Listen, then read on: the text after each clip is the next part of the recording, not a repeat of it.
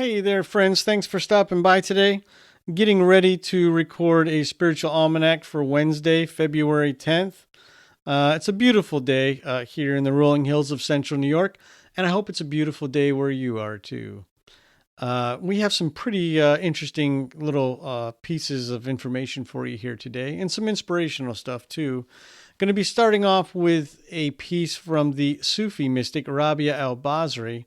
Really a quintessential piece of writing from a mystic. Mystics are all about the pursuit of God and really the quest for divine union. And that's what this poem is all about. It's a beautiful, beautiful, short piece, but I think it's going to really inspire you today. So I hope you enjoy it. We also have a couple other nuggets for you. We're going to talk a little bit about Shirley Temple Black. Today's the anniversary of her death. But maybe a little more interesting, we're going to be talking about something that happened in 1535 in Amsterdam. 12 Anabaptists stripped off their clothes and ran naked through the streets.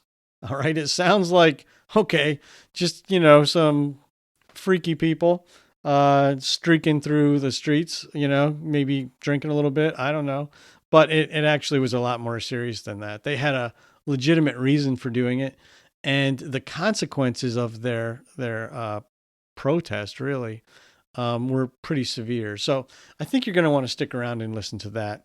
And then finally, we're going to end with some words of wisdom from Marcel Proust. All right. So anyway, let me get set up and let's start the podcast. All right.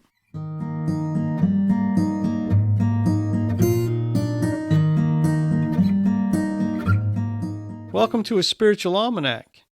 It's Wednesday, February 10th, 2021. Following the death of her father, the 8th century Sufi mystic Rabia al Basri wandered into the desert to pray and stayed there, living the life of a Muslim ascetic. Today, she's recognized as Islam's most influential female renunciate and a key figure in the development of the Sufi tradition. Like all mystics, Rabia's spirituality was marked by an intense devotion to God. Although she never claimed to have achieved the mystical state of divine union, she dedicated her life to growing closer to God. In addition to her spiritual devotion, Rabia served as a spiritual and intellectual leader, a role that ran in opposition to the patriarchy of her time. Her countercultural approach to gender roles carried forward into the tradition and became an important feature of Sufism. For our inspiration today, we're looking at a poem that speaks to Rabia's intense love of God and her desire for divine union. It's a short piece titled, My God and My Lord.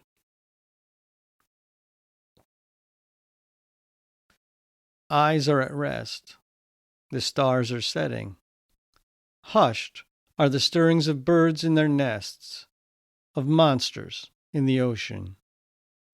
You are the just, who knows no change, the balance that can never swerve, the eternal which never passes away. The doors of kings are bolted now and guarded by soldiers. Your door is open to all who call upon you. My Lord, each love is now alone with his beloved, and I am alone with you. More nuggets for today. Today marks the anniversary of the 2014 death of the actor and ambassador Shirley Temple Black. Shirley Temple started acting when she was just 3 years old.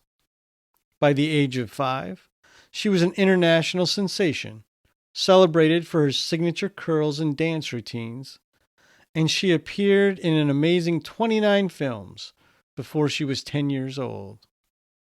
She retired from acting in her early 20s and later served as U.S. ambassadors to both Ghana and Czechoslovakia. But at the peak of her popularity, Shirley was the subject of countless myths and falsehoods. At one point, a rumor circulated that she wasn't actually a child at all, but a 30-year-old dwarf. The rumor became so widespread that the Vatican eventually sent an envoy to investigate her actual age. When it came to religion, Temple was raised Presbyterian, but she found it difficult to attend church services because her popularity created a distraction. Even so, her mother insisted she was taught about God and the Bible, and religion and spirituality remained important to her throughout her life.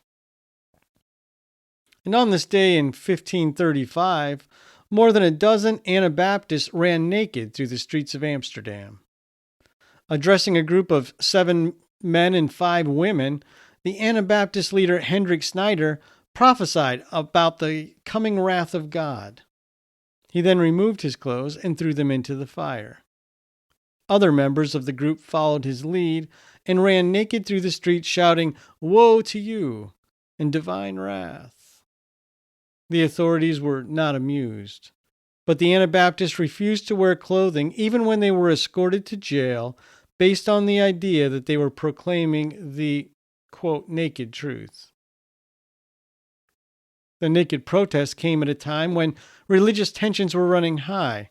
Rampant poverty led the Anabaptists to preach about sharing and the distribution of wealth, and they gained a following among the poor and disenfranchised. But their message conflicted with the interests of the city's religious establishment and its wealthy patrons. So in response to the incident, the authorities decided to make an example of the naked protesters, executing all of the men and some of the women the next day. Ultimately, the event launched a wave of persecution against Anabaptists in Amsterdam. Finally, today's words of wisdom come to us from the French writer Marcel Proust. He said, "Let us be grateful to the people who make us happy. They are the charming gardeners who make our souls blossom." I hope someone makes you happy today, and I hope you have the chance to make someone else happy too. And that's today's Spiritual Almanac. A Spiritual Almanac is a production of Granola Soul. You can find a text version of today's episode, Rabia's poem, My God and My Lord, and other resources at our website, granolasoul.com. Thanks for listening. If you're so inclined, please share, subscribe, like, or comment. For now, be kind, take good care, and I'll see you right back here tomorrow.